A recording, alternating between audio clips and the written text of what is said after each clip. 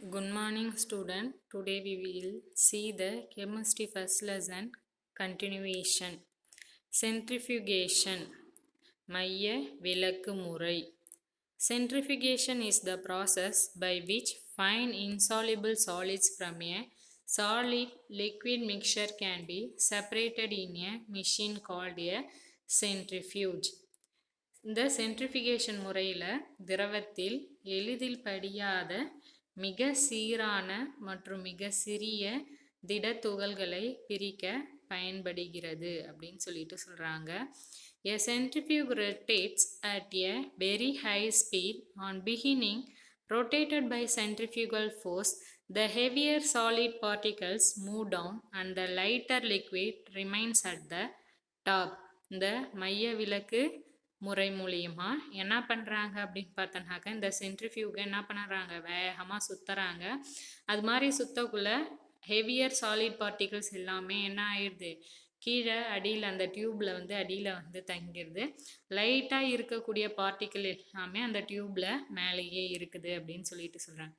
In milk dairies centrifugation is use to separate cream from milk. Milk dairies பால் பதனிடும் தொழிற்சாலையில் இந்த centrifugation மைய விலக்கு முறை தான் யூஸ் பண்ணுறாங்க. அதுலேருந்து என்ன பண்ணுறாங்க, பால்லேருந்து பாலாடையும் கொழுப்பையும் இம்முறை மூலியமாக தனியாக பிரித்து எடுக்கிறாங்க. In washing machine, this principle is used to squeeze out water from wet cloths. Centrifugation is also used in pathological laboratories to separate blood cells from a blood sample. Washing மிஷினில் பார்த்தோன்னாக்கா என்ன பண்ணுறாங்க அப்படின்னு பார்த்தோன்னா, துணியை காய வைக்கிறதுக்கு அதில் இருக்கிற ஈரத்தை எல்லாத்தையுமே புழியறதுக்கு இந்த சென்ட்ரிஃபிகேஷன் மெத்தட் தான் யூஸ் பண்ணுறாங்க. அது மட்டும் இல்லாமல் நோய் கண்டறியும் பரிசோதனை கூடங்கள்லேயும் இது இரத்தத்தில் இருக்கக்கூடிய இரத்த செல்களை பிரித்து எடுக்கிறதுக்கும் இந்த சென்ட்ரிஃபிகேஷன் மெத்தட் தான் யூஸ் பண்ணுறாங்க.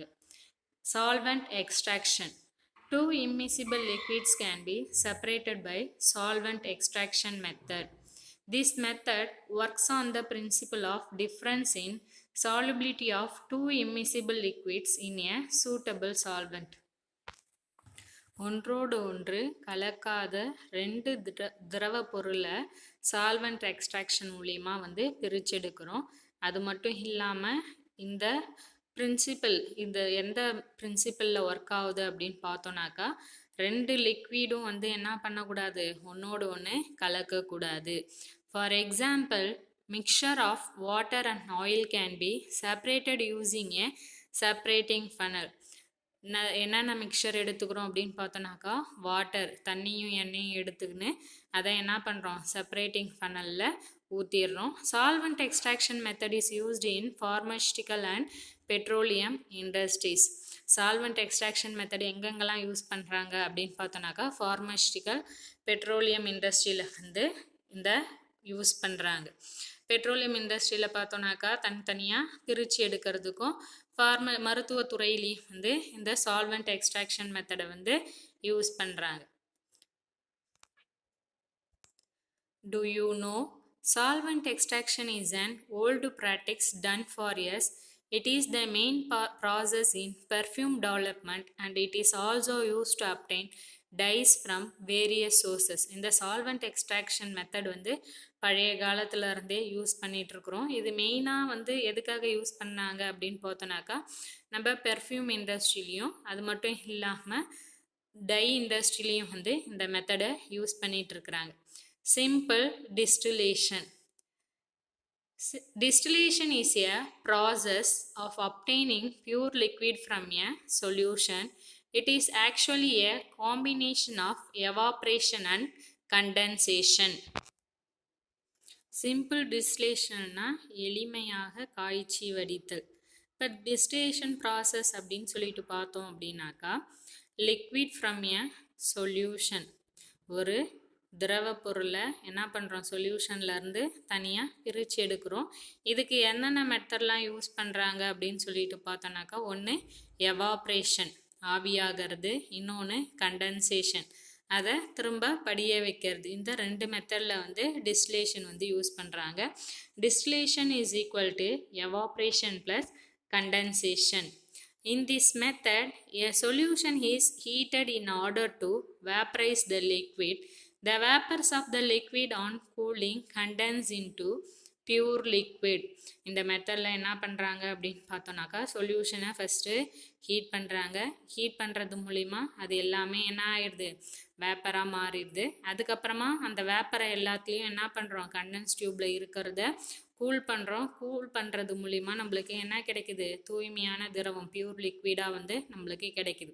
For example, sea water in many countries is converted into drinking water by distillation. நிறைய நாடுகளில் சீ வாட்டர், கடல் தண்ணியை என்ன பண்ணுறாங்க, டிஸ்லேஷன் ப்ராசஸ் மூலிமா குடிநீராக வந்து மாற்றிட்டு இருக்கிறாங்க. This method is also use to separate two liquids whose boiling point differ more than 25 kelvin. இந்த மெத்தடு ரெண்டு லிக்விடுக்கும் பாய்லிங் பாயிண்ட் டிஃபரன்ஸ் எவ்வளோ தூரம் இருக்கணும்னு சொல்கிறாங்க, 25 கெல்வின் வந்து இருக்கணும் அப்படின்னு சொல்லிட்டு சொல்கிறாங்க. A distillation flask is fixed with a water condenser. இந்த மெத்தடில் டிஸ்டிலேஷன் ஃப்ளாஸ்கை என்ன பண்ண சொல்லி சொல்கிறாங்க அப்படின்னு பார்த்தோன்னாக்கா, வாட்டர் கண்டென்சர் வந்து ஃபிக்ஸ் பண்ண சொல்லிடுறாங்க.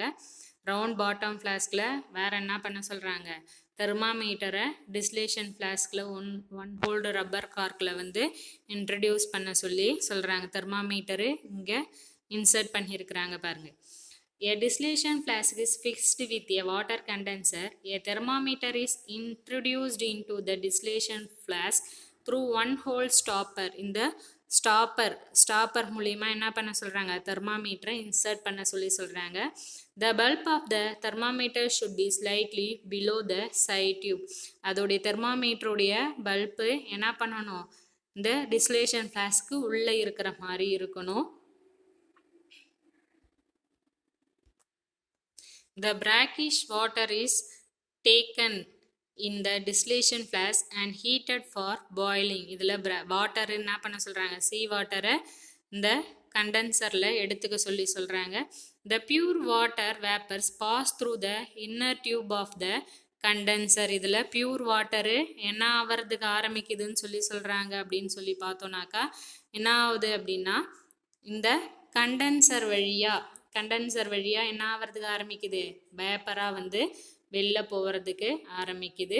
அதுக்கப்புறமா என்ன பண்ணுறோம் அப்படின்னு பார்த்தோன்னாக்கா, the vapour on cooling the condense into pure water and are collected in a receiver.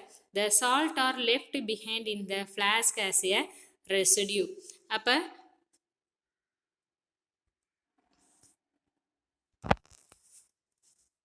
சீ வாட்டரை ரவுண்ட் பாட்டம் ஃப்ளாஸ்கில் வந்து எடுத்துக்கின்னு இதை என்ன பண்ணுறோம், ஹீட் பண்ணக்குள்ள இந்த கண்டென்சர் வழியாக வேப்பர்ஸ் எல்லாமே என்ன ஆகிறதுக்கு ஆரம்பிக்குது, பாஸ் ஆகிறதுக்கு ஆரம்பிக்குது. அதுக்கப்புறமா இது ஏன் என்ன பண்ணுறோம் அப்படின்னு பார்த்தோன்னாக்கா, நம்ம கோல்ட் வாட்டரை வந்து பாஸ் பண்ணுறோம் இந்த கண்டென்சர் டியூப்பில். அதுக்கப்புறம் என்ன ஆகுது, இந்த வேப்பர்ஸ் எல்லாமே வந்து கூல் ஆகிட்டு நம்மளுக்கு பியூர் வாட்டர் வந்து எங்கே கலெக்ட் ஆகிடுது, கீழே இருக்கிற ரிசீவரில் வந்து என்ன ஆகுது, பியூர் வாட்டர் வந்து நம்மளுக்கு கலெக்ட் ஆகிடுது அப்படின்னு சொல்லிட்டு சொல்கிறாங்க. நெக்ஸ்ட் பார்க்கறது ஃப்ராக்ஷனல் டிஸ்டிலேஷன், பின்ன காய்ச்சி வடித்தல்.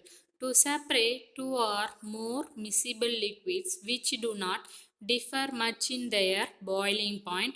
Difference in boiling point is less than 25 K. Fractional distillation is employed. என்ன பண்ணுறாங்க, ரெண்டுத்துக்கு மேற்பட்ட ஒன்றோடு ஒன்று கலந்த ரெண்டு லிக்விடை வந்து எடுத்துக்க சொல்கிறாங்க.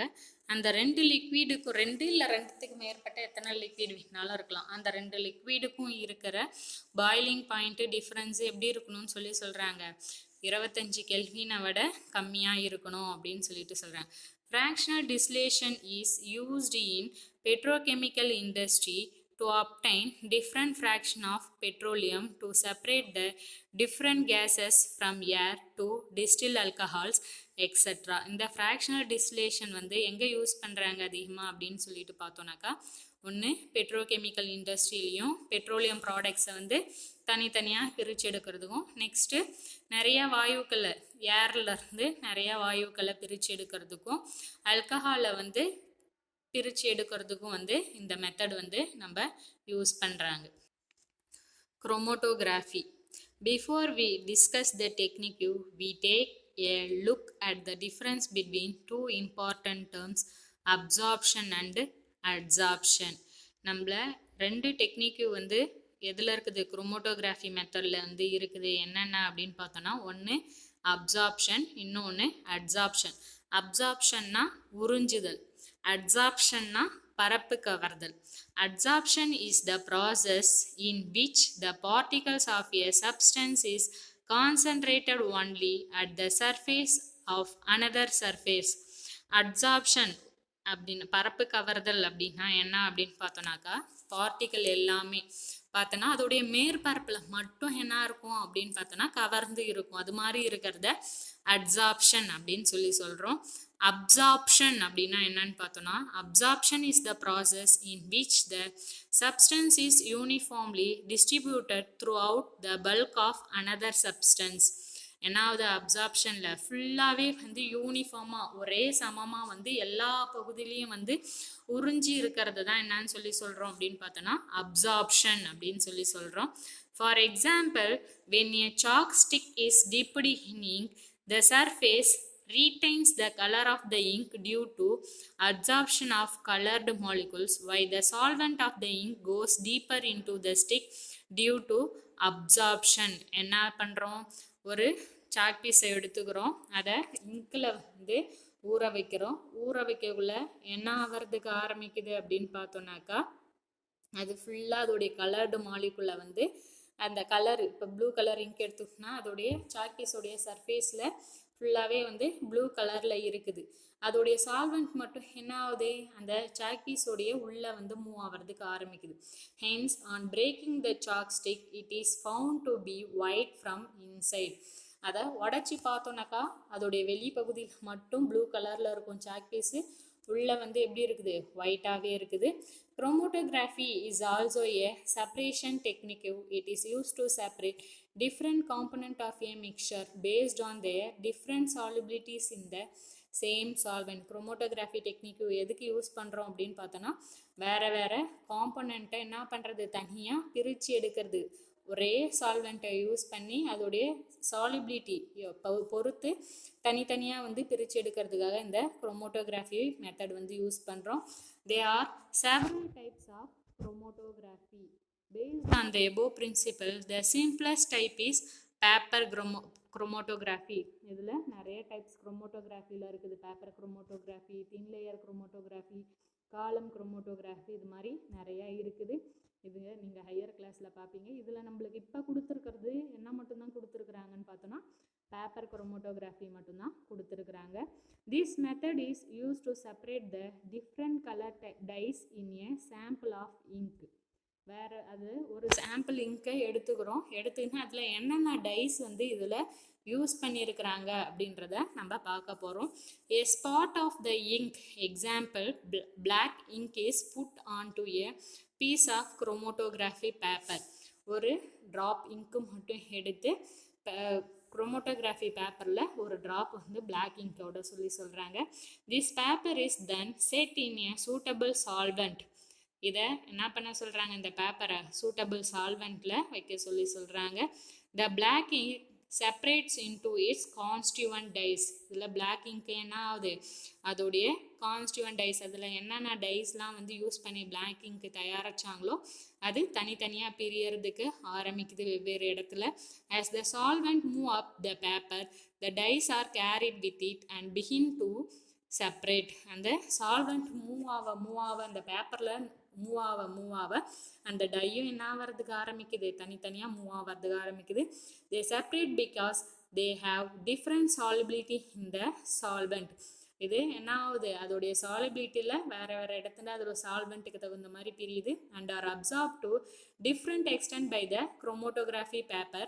The chromatogram shows that the black ink contains 3 dyes. அப்போ இந்த குரோமோட்டோகிராஃப்ல இருந்து நம்மளுக்கு என்ன தெரியுது அப்படின்னு பார்த்தோம்னாக்கா, இந்த டைல வந்து பிளாக் இங்க்ல வந்து எத்தனை டை இருக்குதுன்னு சொல்லி தெரியுது. 3 டை வந்து நம்மளுக்கு இருக்குது அப்படின்னு தெரியுது. Students, next solution topic we will see in the next class. Thank you.